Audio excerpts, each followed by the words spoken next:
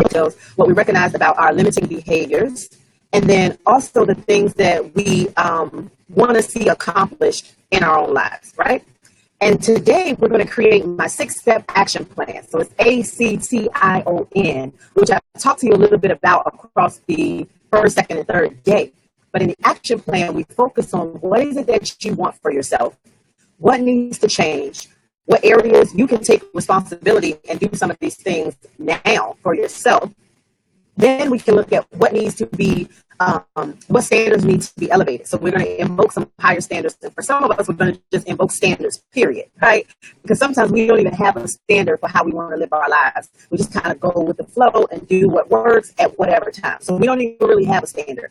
So the I in my action plan is for you to invoke higher standards or even invoke a standard for your life. For who's in your life, for the people that you allow to share space with you, there needs to be a standard on what you expect from them and what you give to them, right? And then we go into the O, which is to overcome the limitations. And we talked briefly on day 2 about limitations and our own personal limitations. Yesterday, we talked about getting the supports that are available to us so that we can remove some of those limitations and we can reframe how we see certain things in our lives, right? And we talked about yesterday, when we reframe the way we see a situation, it's not always going to be an obstacle because we can then figure out the how. How do I make it work for me? How do I figure out who can support me? How do I figure out where the resources are going to come from for me to do what I want to do, right? And so when you retrain the way that you think and you shift your mindset, you're able to then recognize ways that will support you in getting what you want. And that's how you truly reclaim your life as your own, and how you view your life, how you view the situations in your life, and then how you figure out the direction that you want to go that's going to make it possible. So today is all about going over the action steps that are going to make it easy for you to be able to take any situation that's happening in your life and for you to say, this is what I'm going to do.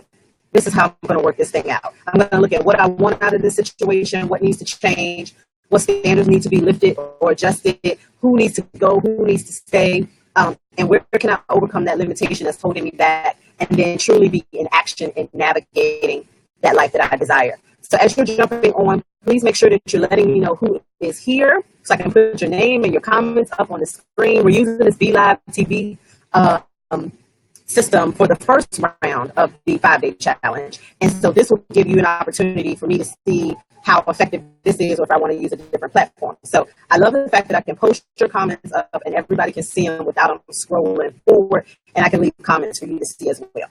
And so I want to start today as everybody is jumping in, and like I said, have your food, have your drink, but be here, be present so that you can truly get the support that you need in reclaiming your life as your own. And so one quote that I wanted to start us off with today was, your thoughts inspire emotions that inspire action that forms your reality. And that's truly your reality. And as we talked about on day 2, when I shared parts of my journal with you, we talked about how the things that you think create the reality for you, even if that's not really true, right? And so whatever you believe to be true, whatever you think in your head, you tell yourself when there's no one else around, that is what your life will become, because all of your actions will be working in that mindset. And whatever you thought of, all of your actions are going to work there, right? So if you think that anything is possible, then you're always going to be looking for ways to make the impossible possible. You'll be looking at the how. How do I make it happen? Because to me, it's not impossible. My thought is that it's possible. But if your thought is that it's not possible, if your thought is that it's not going to happen for you, if your thought is that you're not going to find that love or that $1 million or that dream business or whatever it is that you're looking to find, then that's where all of your actions are going to go. Because your thoughts inspire the emotion that you feel, which then inspires the action that you put to it. So if in your head you feel like nothing's going to happen and your emotion around that is negative, then all of your actions are going to go against what it is that you really want. Because sometimes we speak out of fear, and sometimes we speak out of a place of covering ourselves so that we don't have to worry about, or we don't have to give much thought to what's not working. And so if we tell ourselves that it's not something that we want, right? Even if it is something that you want, if you tell yourself enough that this is not what you want, then you won't even think about it anymore. You won't go after it anymore. You won't be trying to work towards it, because in your head, you don't believe it's true anyway, right? And we talked about on day 1, finding out what your truth is, about what feels right in your heart. In any given situation, you can ask yourself, what feels right to me in this situation? But we talk ourselves out of so much because we don't believe that we're worthy of it. We don't believe that we are capable of getting it, obtaining it. We don't believe that we can even hold on to it. Let's take, for example, when you think about a mass amount of wealth and just being as wealthy as you could ever imagine, like dreaming beyond the little box that we put ourselves in. Some of us won't really go after that wealth because you don't know how to manage it. And you're not sure what you're going to do with it. And you're fearful that other people are going to ask you for it. So you would rather be in the box that you're in than to step outside that box. Same thing in relationships. Sometimes we stay in relationships and in situationships, because sometimes it's not a relationship. Sometimes it's a situationship that we will stay in for years and years and years because we're afraid of moving out of the box that we're in and figuring out what's on the other side. And so we tell ourselves that we're comfortable and we're safe and we're happy in a space that our truth is telling us we're not. And so you have to really look inward and say, does this feel right to me? Is this what I desire for myself? Is this what feels right in my spirit, in my soul? Is this what I should be doing? Is this who I should be with? Is this where I should be working? All those things that we ask ourselves over and over and over again, but we still stay in that position and stay in that space because of fear.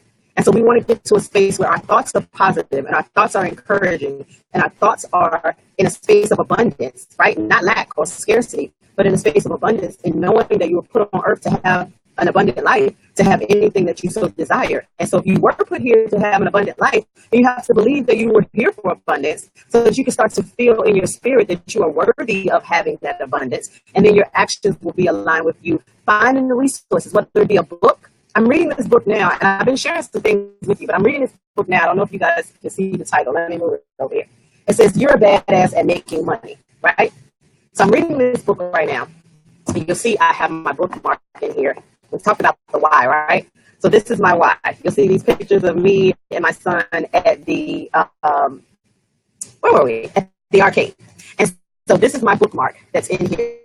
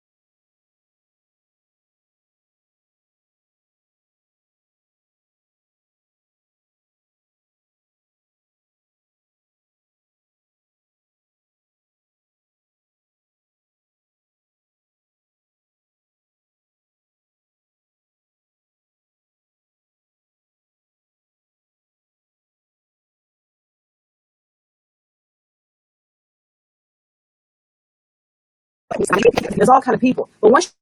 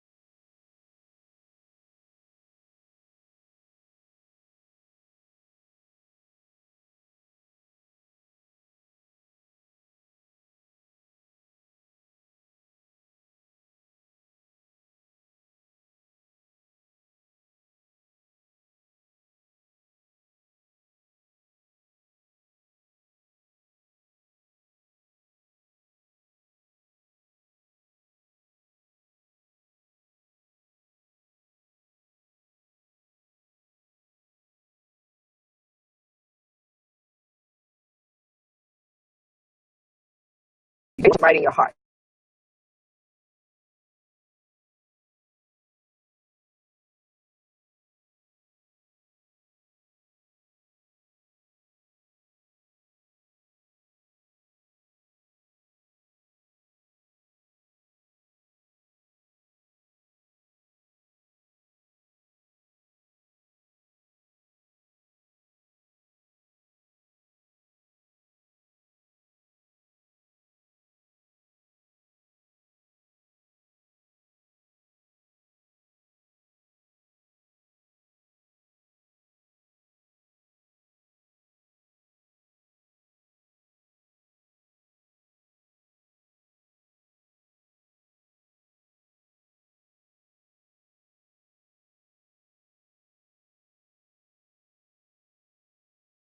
And then I'll work with you